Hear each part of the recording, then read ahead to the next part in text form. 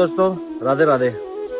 You know what, priority कभी ना दिखाई नहीं जाती, प्रायोरिटी हमेशा जी जाती है। टाइम तो सबके पास होता है लेकिन प्रायोरिटी सबकी अलग अलग होती है। मैं बिजी नहीं हूँ, मैं कमिटेड हूँ। प्रायोरिटी पे हम रखते हैं, उसके लिए कभी परमिशन नहीं ली जाती है। तो अक्सर प्रायोरिटी बोलते कुछ और है लेकिन जीते कुछ और है।